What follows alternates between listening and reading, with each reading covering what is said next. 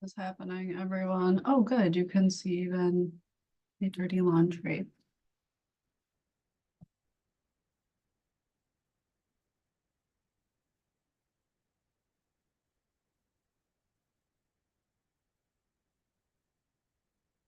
Get comfortable and make sure you can see me. That's gonna be a problem.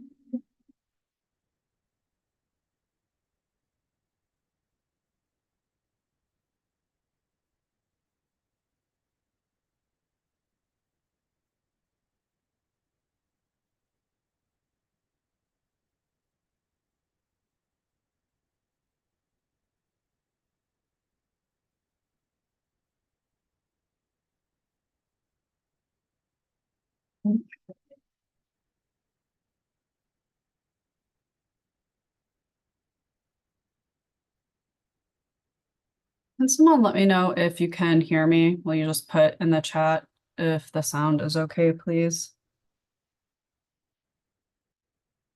I want to make sure there are not any issues with that.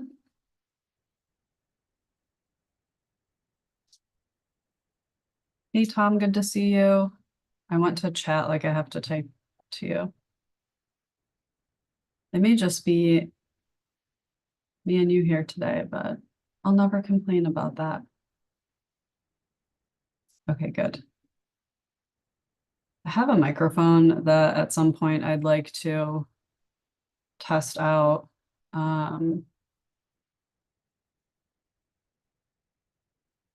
just made you a moderator. Okay. I don't want to test it during an actual session, you know. 1 second.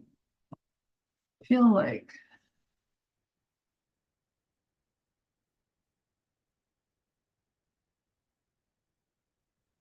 okay.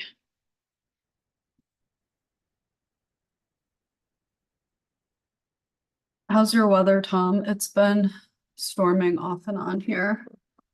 Not that I'm complaining about that.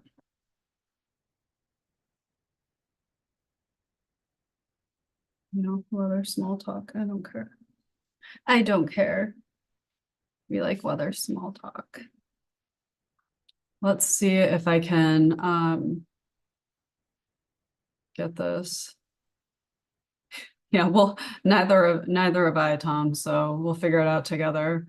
Luckily, I think it shouldn't be much of an issue. I'm gonna see if I can share my screen. Do this, share. Okay. Let's see. Okay. I'm just going to hang out here for a minute. Yeah. Make sure we are good. Wait, I can't see. Hold on a second.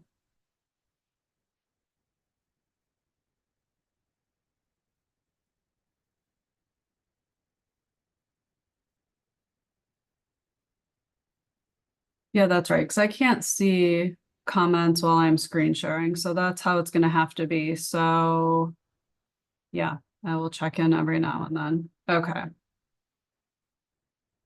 How did I see them last time? That's okay. Maybe one of these days I'll figure it out. That's all right. It's hot under these lights. Do you know what I mean?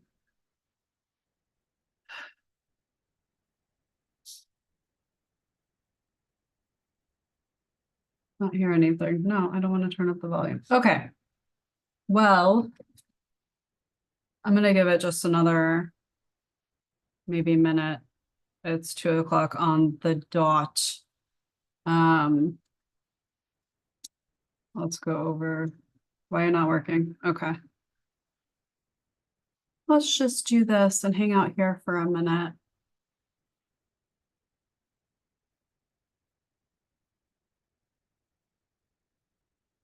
I'm so confused about how last time I was able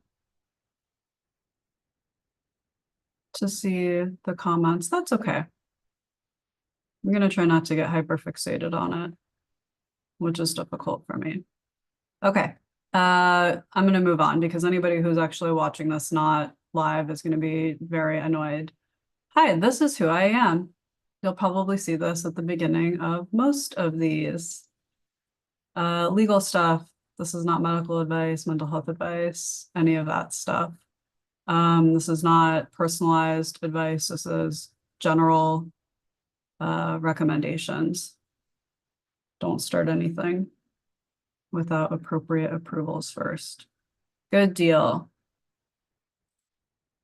All right. Nutrition is one of those topics I can get really heated about because unfortunately the term nutritionist is a little bit of a sticky one. When it comes to, especially online, I see a lot of people talking about nutrition and I have no idea what their credentials are. And I'm all for like sharing lived experience. However, food is chemistry and it's complicated. And so beyond sharing things that are, widely recognized and understood, it can get a little dicey.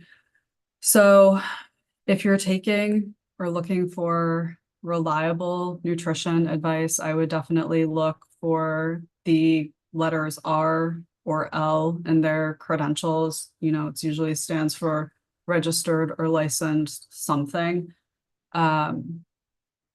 Again, nothing wrong with sharing information about personal experience, but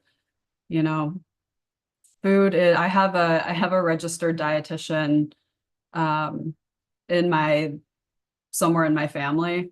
And I'll tell you, there's a lot of like organic chemistry. It's complicated because our bodies are complicated. So just make sure if you're looking for like personalized meal plans, things like that, it's somebody who not only is credentialed, but also understands your body because again, things like any medical condition can affect all sorts of nutritional needs or complications. So that's the biggest one is, I see a lot of people call themselves nutritionists and really, and, if you're not like licensed or certified by something that precludes you from doing that, you kind of can call yourself a nutritionist, which brings me to, as a certified health coach, what is my scope for nutrition?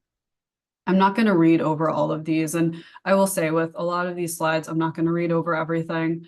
They're here. You can read them at your leisure. But essentially what I'm able to do is relay information that is, widely accepted and evidence-based. So principles of healthy nutrition, food that is part of a balanced diet, how nutrients impact our body, deficiencies, things like that, and then how nutrition requirements change through the life cycle. Just to note a couple of things that I am specifically precluded from doing based on like my actual certification. I can't do like nutrition assessments for people, individualized meal plans, recommending, prescribing, selling nutritional supplements, cannot recommend supplements. So this is one I see a lot online. I'll see people who I think are credentialed or certified recommending supplements for things that are not widely accepted. And that always raises a red flag for me because I'm very clearly prohibited from doing that. So just really quickly. And then this is the one. Oh no, you can't really see the Apple thing very well. That's okay. I have this up here because I'm not sure how much I can show. I don't want to have like a Jennifer Lopez situation on my hands, but I watch Beyonce's Coachella homecoming performance a lot when I do cardio. And, I just want to talk about how easy it is and how like widely spread misinformation is when it comes to even just the most like basic of things. There's this scene where it's B-roll film of Beyonce just eating an apple, like at, behind the scenes, whatever. And then she's doing a voiceover and she's talking about her preparation for Coachella. And she's saying, sorry, the weird noise, that's a roller under my foot. And she says, this is a little triggering, but she's basically talking about being restrictive with what she's eating. And she says, as she's eating an apple, she says she's not eating sugar and she's not eating carbs and she's hungry.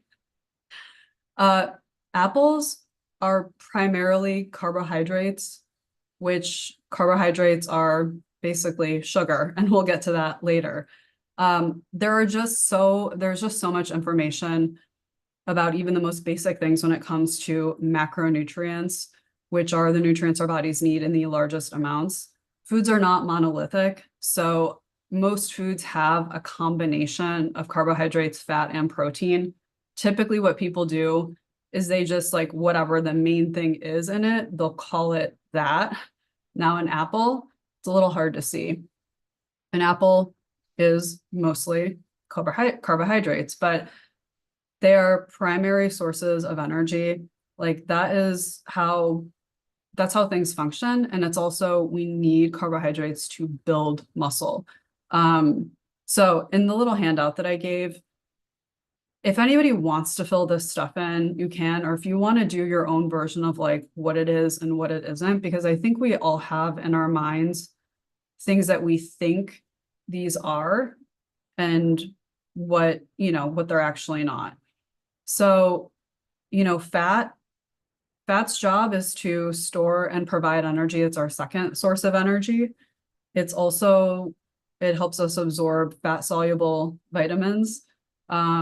And it provides cushion for our internal organs. So we need adequate levels of fat.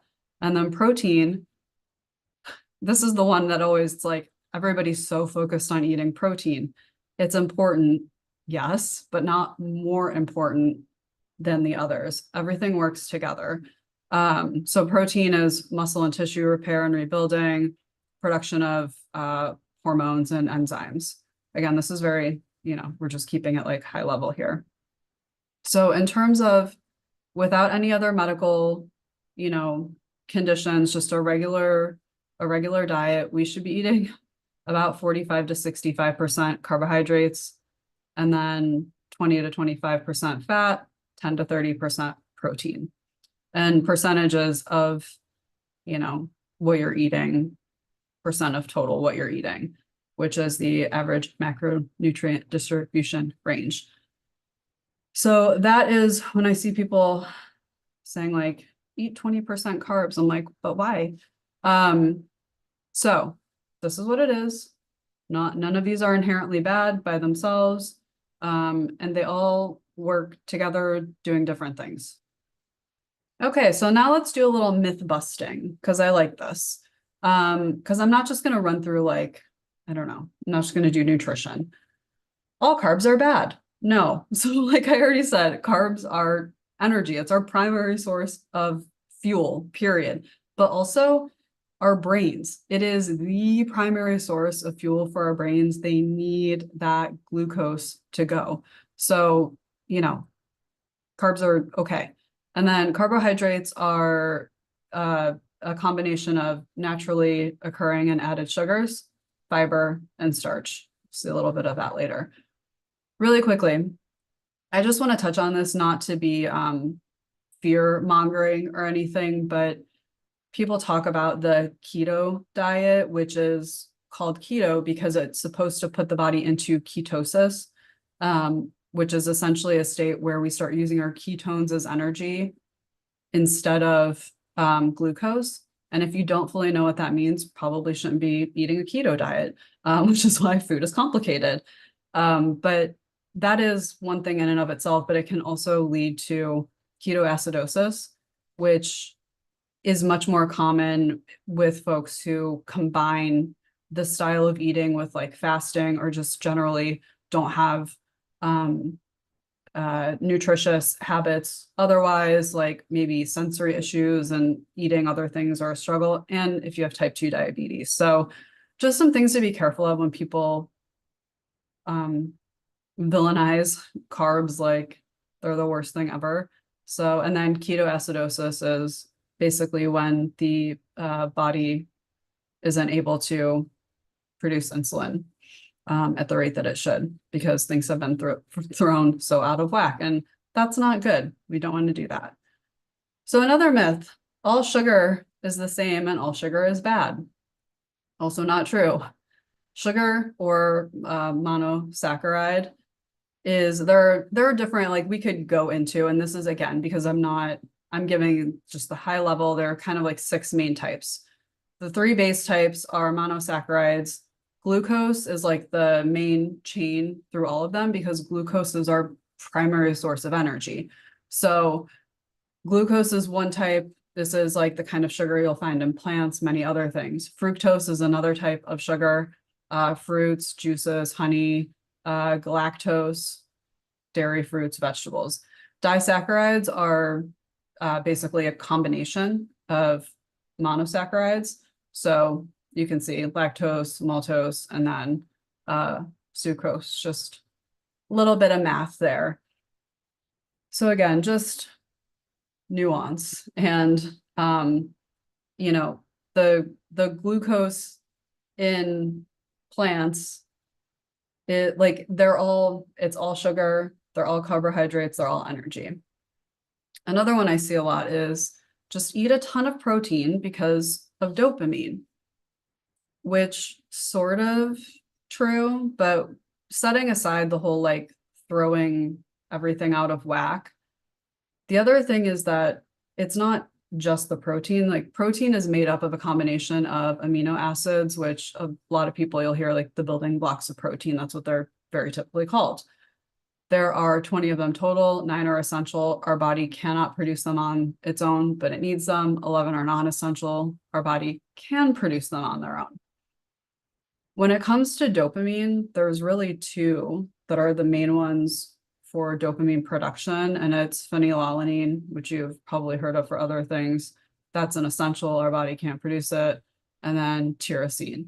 And you've probably heard a lot of people talk about L-tyrosine supplements for dopamine production, and this is why. So is it protein that helps with dopamine production? Yes, but I like nuance, and the nuance is it's actually these amino acids.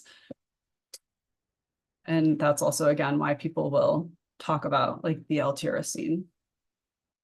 Okay, all fat is bad. This might also be less common with, I'm not sure, I don't want to speak for any other generations, but I think as like an older millennial gen, and especially like older millennials and Gen X, you know, we grew up with the very like the low fat diets and that kind of stuff. So just, you know, we've already talked about what fat's job is. And beyond that, not all fat is bad. There are 2 types of fats that have a negative impact on cholesterol and then, or, you know, heart clogging. And then there are 2 types that have a positive impact on cholesterol. So they can kind of be doing this at all times. So we want to theoretically avoid trans and saturated fat if we're trying to not raise our bad cholesterol. We want to try to eat more within reason of the poly and mono unsaturated because it will raise our good. I'm going to just check in and see if there's any, make sure there's like no comments or anything. It's probably just, okay, good. It's nice there and sunny. Okay, good. It's just me and you. I love it. Okay. I'm not going to go through all of these. This is a little carousel that I did for a different social media account a long time ago. But when it comes to the types of vegetables, the couple of most important things are vegetables are categorized based on the nutrients that they have. And so there are 5 of those main categories. It's red and orange, legumes, starchy, other, and dark greens. But here's the thing that I think a lot of people don't realize, like beans are vegetables. You know what I mean? Like kidney beans, garbanzo beans, like these are technically vegetables. And so I know a lot of us, when we think of, you know, potatoes are technically vegetables. Oftentimes we're thinking just, you know, dark green or red, orange, whatever, but there are a lot of other things that technically count as vegetables. And I don't know, I guess I just kind of geek out because I think that that's kind of cool. So there's going to be more of this in a little bit. And then I'm not going to talk too much about fruits, mostly because fruits are typed based on their seed structure, and I'm not a botanist. That's not my thing. So if anyone's interested, this is essentially the main categories, which I pulled from this link here.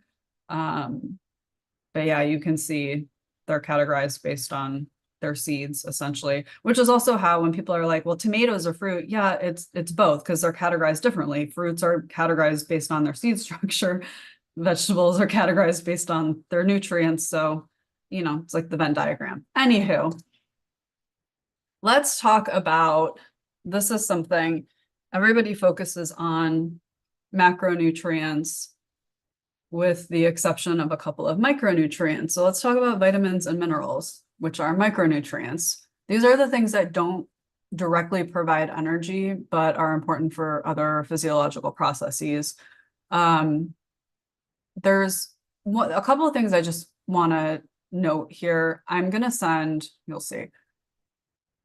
When you look at this, first of all, I just want to show that there are a lot of things that are involved in the same processes. And so one of the things that drives me a little bonkers about social media, especially, is when I see something and it's like, this one thing is a magic cure for all these things. And it's like, well, there's a lot of stuff that does, like, a lot of things do a lot of things. So this is a really interesting list to look at. And so here's vitamins, kind of what foods, where you can find them.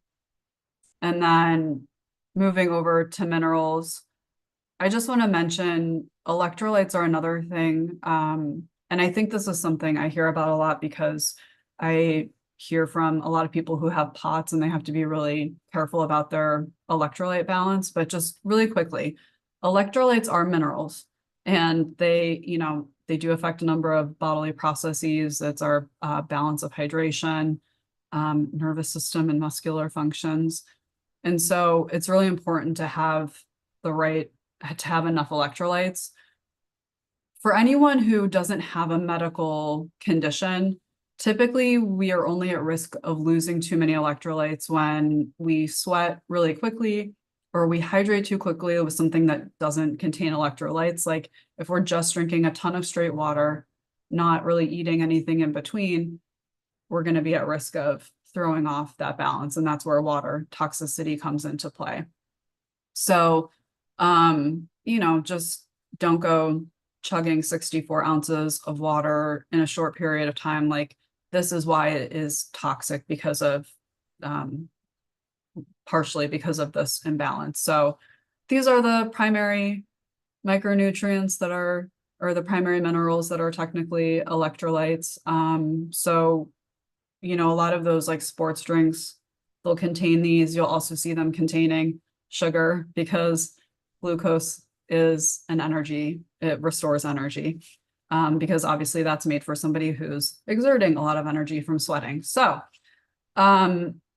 these I'm going to send this PDF to anybody who wants the slides, because it really is like there's a ton of information on these. And I'm working on a Google spreadsheet that's interactive. So you can kind of sort between and say like, here's what I'm looking for. These are the vitamins and minerals that do that. Or here's the food. Here are the vitamins and minerals and what they do. So I'm working on something with that. If anyone's interested in more about just magnesium alone, because that's the one micronutrient everyone seems to care about is magnesium. There's like a free download. And then just putting this out there, myplate.gov, it can be a little bit triggering because it's definitely not anti-BMI, but they really do have a ton of resources when it comes to like recipes and shopping lists and being able to just look for and find ideas with all sorts of different dietary restrictions and some really interesting stuff. Okay, now let's move on to the nutrition basics for some fairly common chronic illnesses. So type 2 diabetes. I'm not going to talk about type 1. It's, the root causes of those are completely different. They're managed completely differently. Type 1 is not in my wheelhouse. We're just going to talk about type 2. So the most important thing is, monitoring the impact of different carbohydrates on your blood glucose with your medical team. So it's not for me to say like, these are safe carbohydrates for you to eat. I have no idea.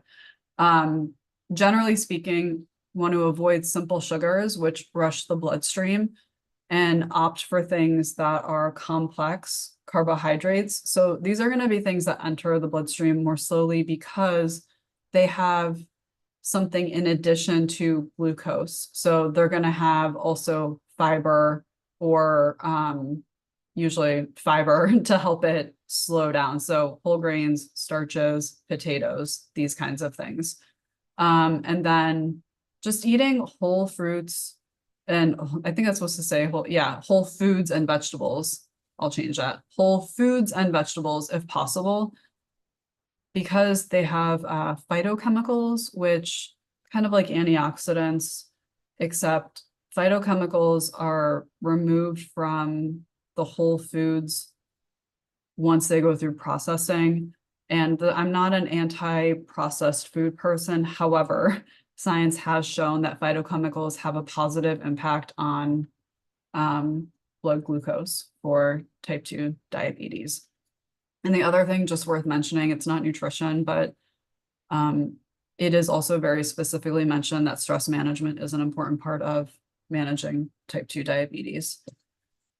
And then let's talk about blood pressure or hypertension. So again, for anybody who has POTS or suspect you have POTS, none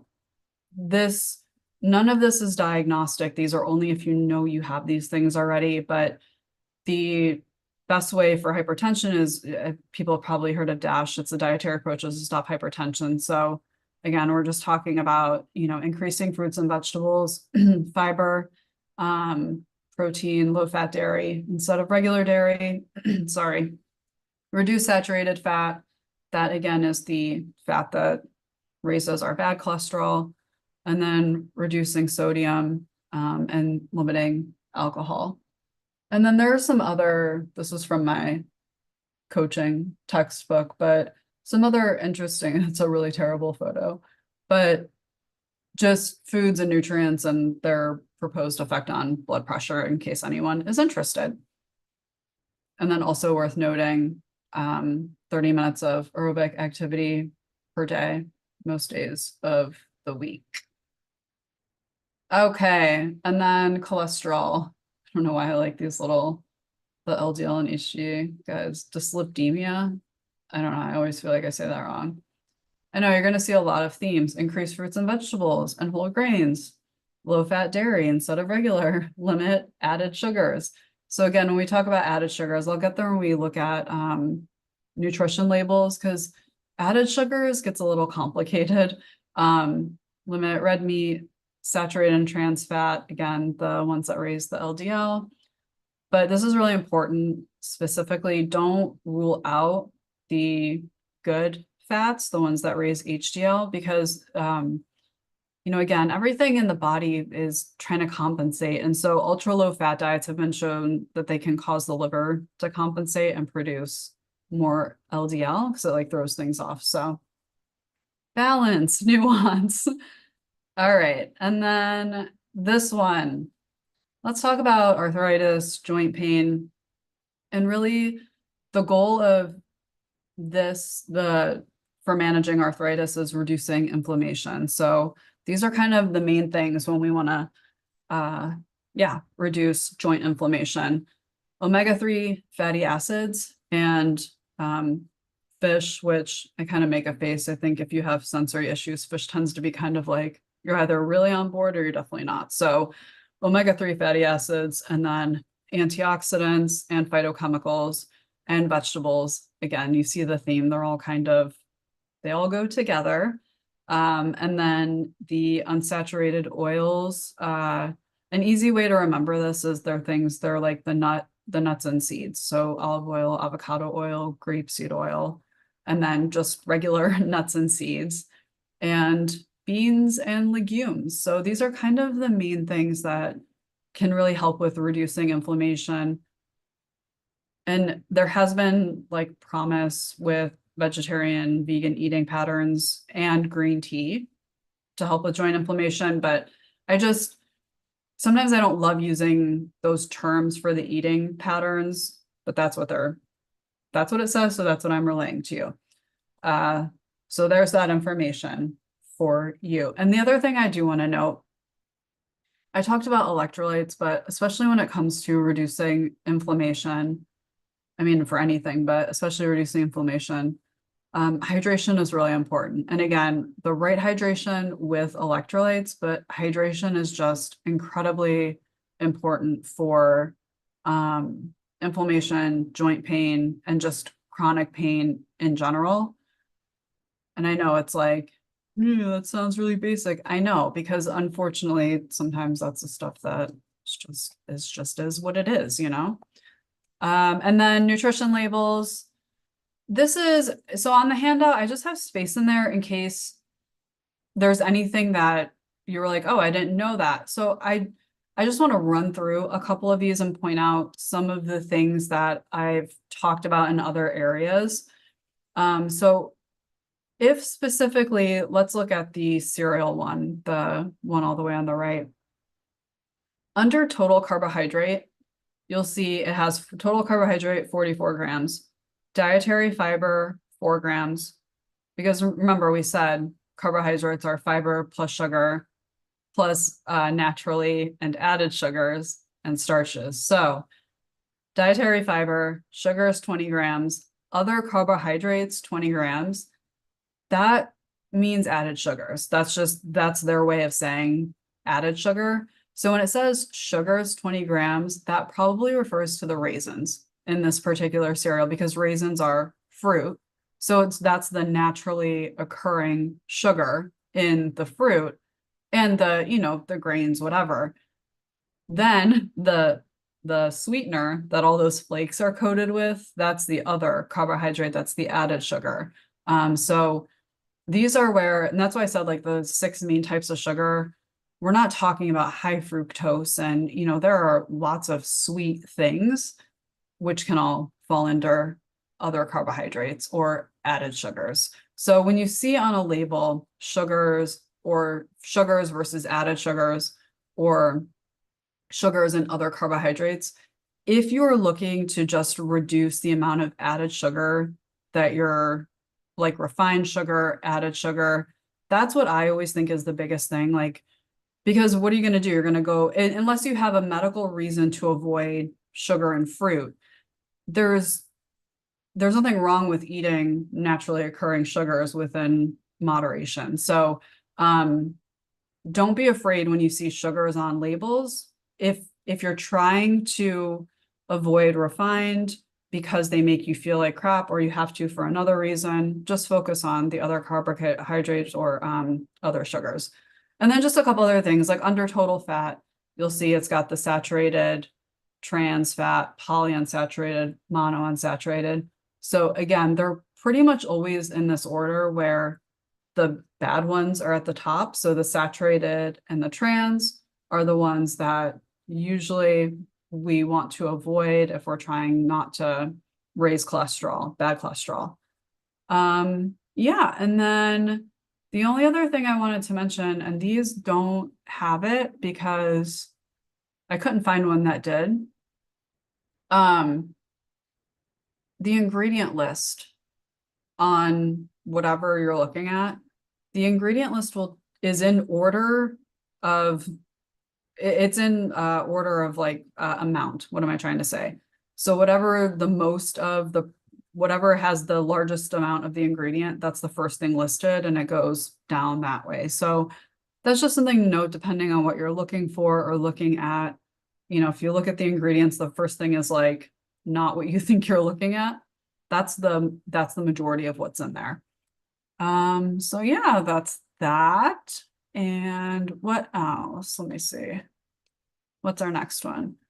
Let me just make sure we don't have, I'm sure we probably don't have questions. Let's make sure. Okay, good.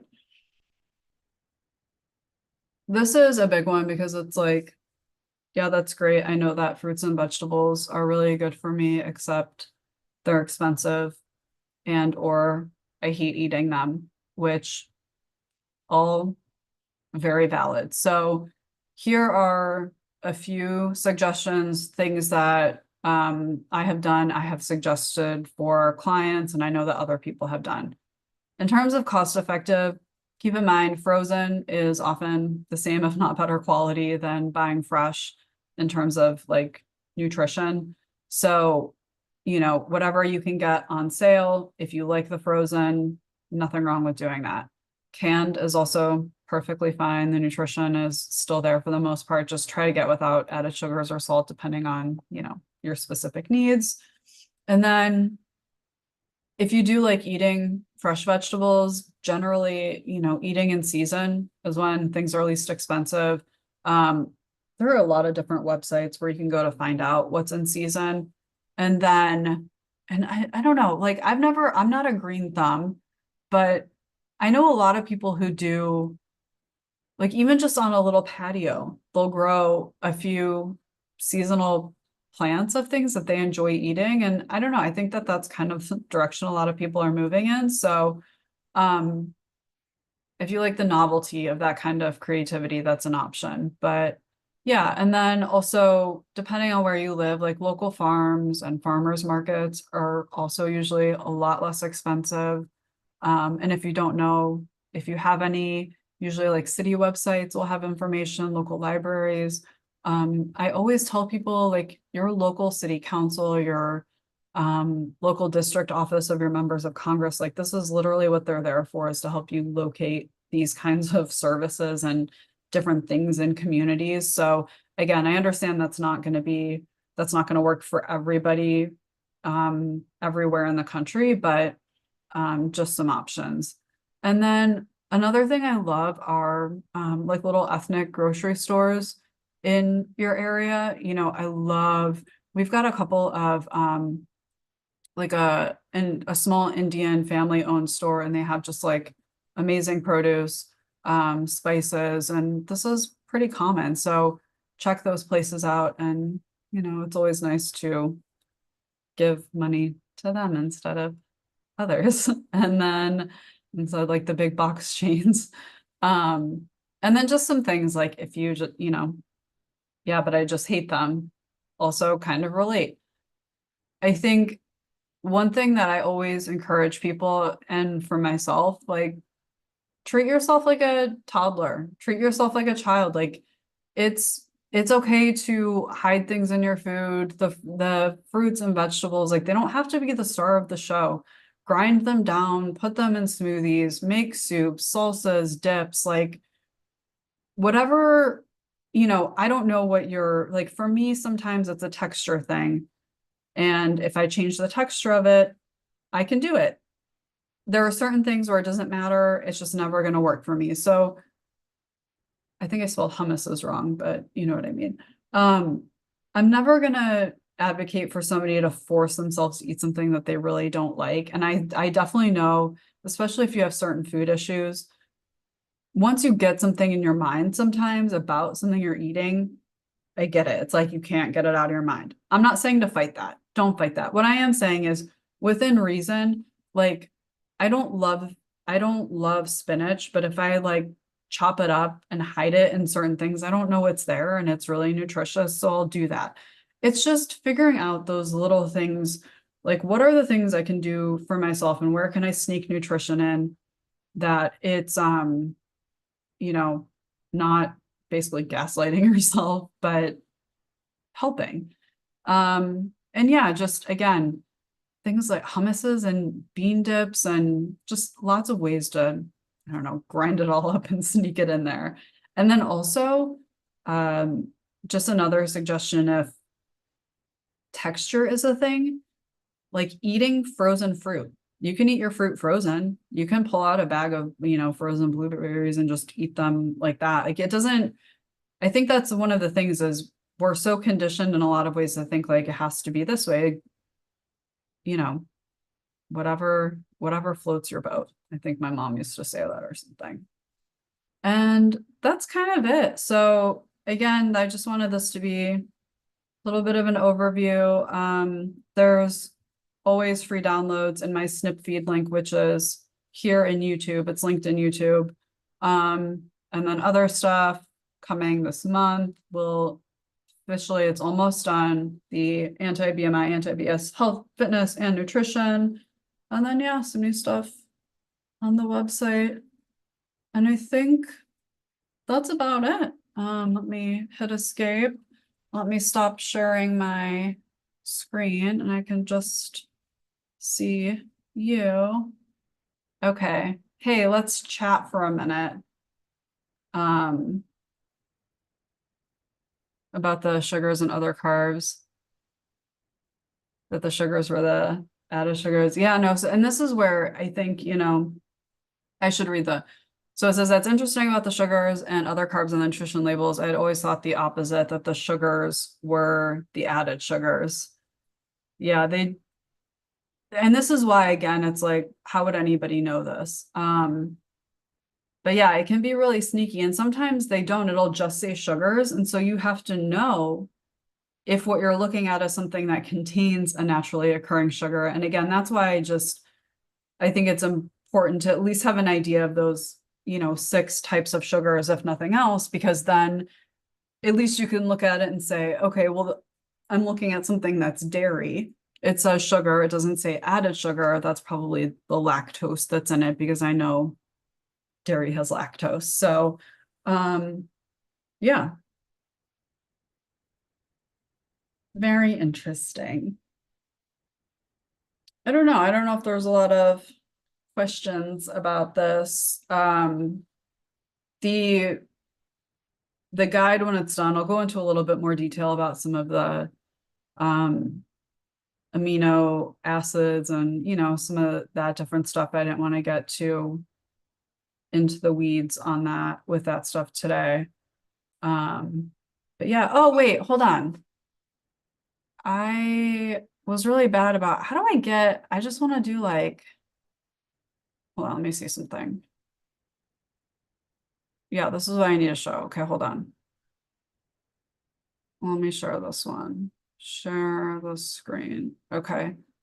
Here's what I was gonna say. The next workshop. I'm so bad at, like, really bad at this. Okay. Hey guys, mark your calendar. Next workshop. Hopefully I won't have things come up and have to move it, but I'm gonna try to stick with, for the most part, the first Sunday of the month. So yeah, will be Sunday, June 6th. It's going to be somatic release for people who struggle to physically process emotions and feel their feelings. This will be similar to the presentation I gave in January, back at that seminar, if anybody caught that, but it won't be exactly the same. It'll be a little bit different. And it'll be free, and you can watch it anytime for free instead of having to pay for it later. Yeah, so that will be next month. And how is it already June? How is it already June? Somebody tell me how it happened. Now here you can see everything here.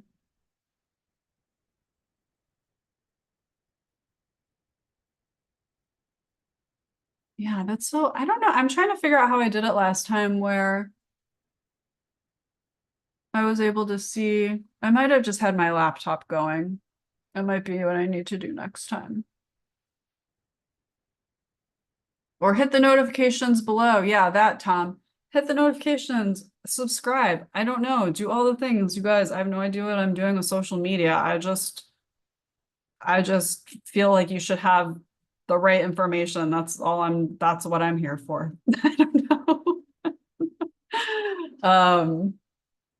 Hold on, let me stop sharing my screen. Okay.